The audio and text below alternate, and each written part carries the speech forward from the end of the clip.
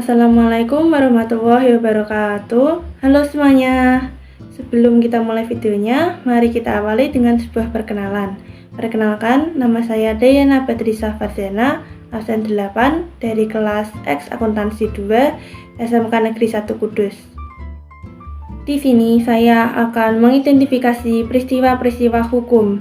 Saya juga akan membahas mengenai pengertian hukum, sifat hukum, fungsi dan tujuan hukum, serta pengertian dari ketaatan, kesadaran, dan pelanggaran hukum di lingkungan keluarga, sekolah, masyarakat, serta berbangsa dan bernegara. Sebelum mulai ke pembahasan, kita harus tahu apa sih hukum itu?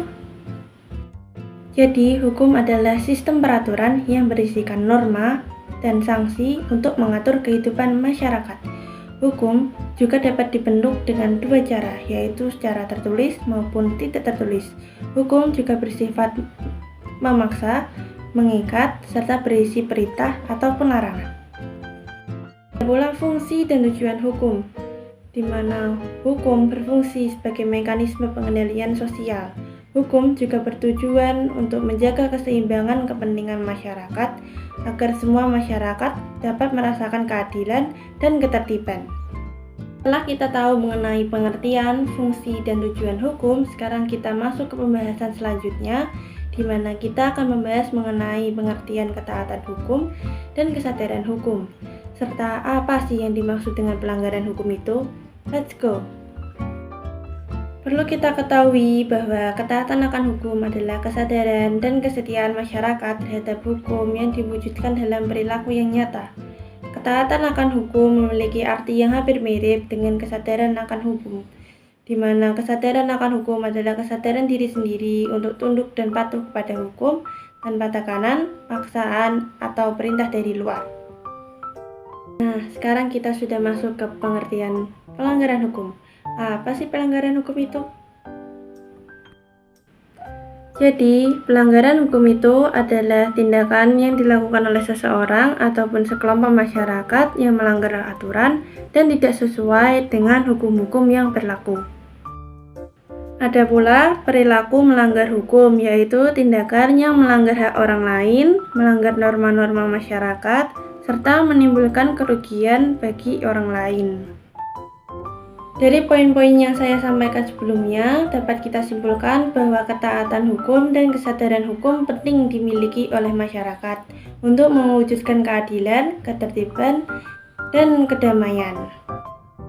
Oke, karena sekarang kita sudah tahu mengenai pengertian hukum, sekarang saatnya kita masuk ke contoh-contoh ketaatan dan pelanggaran hukum di lingkungan keluarga, sekolah, masyarakat, serta berbangsa dan bernegara. Dong.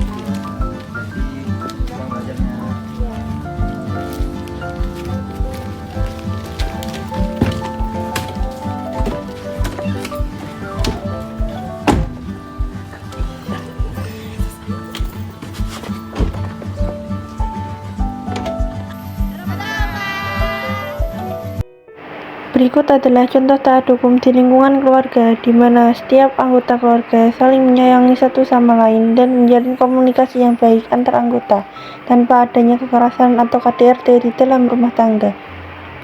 Berani kau? Ada.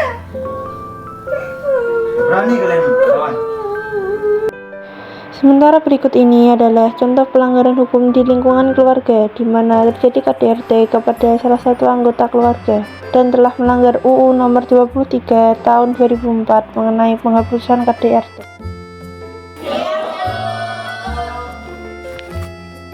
Oke, hari ini kita belajar tentang 9 nilai anti korupsi. Ini adalah contoh perilaku taat hukum di lingkungan sekolah karena para siswa menghormati guru yang datang dan mengikuti kegiatan belajar dan mengajar dengan baik. Lihat guys, Hai guys, kita lagi korupsi guys. Hal ini termasuk ke dalam pelanggaran hukum di sekolah karena melakukan perundungan kepada murid lain. Hal ini dapat membuat korban menjadi trauma, sehingga wajib diberi sanksi yang berat dan ditindaklanjuti dengan tegas.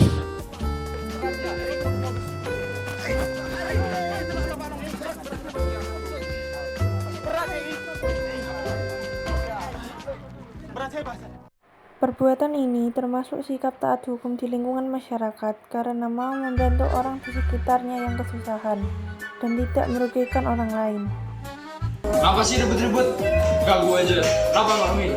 Kenapa? Kamu tuh nggak dengar kak? Dari rumahku tuh lo kedengaran. Si kamu mabuk lagi ya? Loh, serah saya dong, ini rumah-rumah saya, speaker-speaker saya. Gak urus aku sama begituan. Perilaku seperti ini termasuk perilaku yang melanggar hukum di lingkungan masyarakat karena mengganggu ketenteraman dan mengganggu orang lain di sekitarnya. Astaga, ini namanya politik uang. Saya sebagai pelajar dan masyarakat harus mengawasi ketidakjujuran dalam proses pemilu. Ini namanya toh money politik. Iya Tony, awas kona, ada buktimu sama saya. Hal yang mereka lakukan patut diberi apresiasi karena mau dan menolak tegas suap dalam pemilu. Sifat seperti inilah yang patut dicontoh oleh masyarakat.